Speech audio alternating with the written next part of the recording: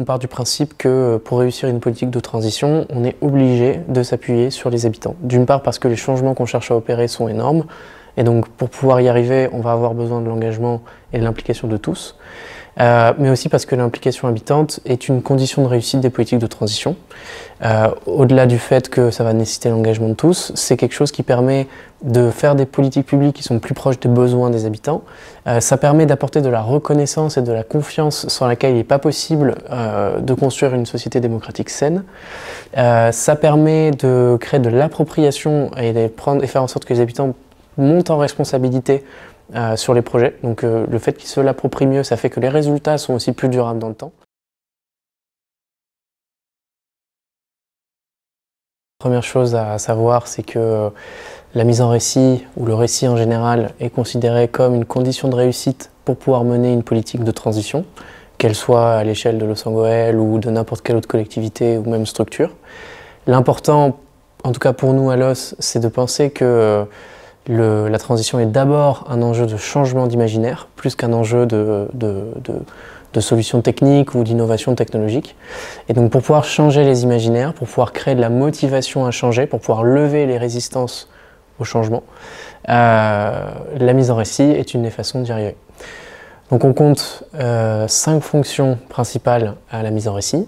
Donc il y a la pensée en trajectoire, communiquer utilement et sincèrement, renforcer le management coopératif, l'évaluation, et le dernier qui est l'implication.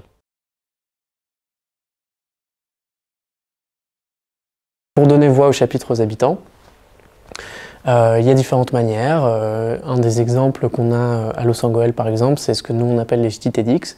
Donc c'est un format de témoignages vivants dans lequel les habitants engagés viennent raconter un projet d'intérêt général qui vient concerner le domaine public et qui est particulièrement exemplaire, et donc viennent sur scène, viennent le raconter. Et voilà. Et donc ça permet de cocher un peu les différentes cases de la mise en récit.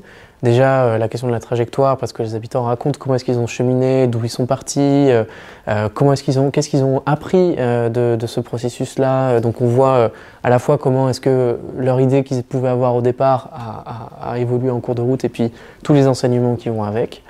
Ça permet aussi de faire une forme d'évaluation, parce que ce qui est intéressant, c'est qu'ils racontent comment est-ce qu'ils ont coopéré avec la mairie, et puis la mairie a aussi un droit de réponse. Et donc du coup, comment un porteur de projet avec une collectivité réussissent à travailler ensemble, et donc ça on le raconte. On se rend compte qu'en fait derrière il y a toute une ingénierie, toute une mécanique qui est là, qui est complexe et qui est améliorable. Et donc du coup le fait de le raconter et d'avoir ce jeu de récit depuis différentes perspectives permet à terme d'améliorer l'organisation collective.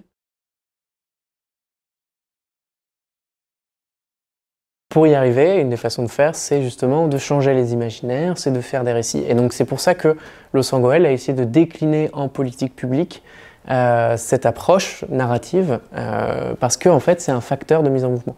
Et pourquoi reconnaissance? Parce que notamment à travers l'exemple des JTDX que j'évoquais tout à l'heure, parce qu'on trouve de la reconnaissance quand on vient se raconter, quand on vient raconter son initiative, son engagement, et que la reconnaissance est un levier, est un facteur d'engagement qui est immense, et puis c'est quelque chose qui permet de créer de la confiance, notamment entre la collectivité et les habitants. Et là aussi, le récit est une façon d'apporter cette reconnaissance, cette façon d'apporter de la considération, et ça a une valeur immense pour un territoire qui souhaite s'engager dans une démarche de transition, et ça a de la valeur tout court en fait.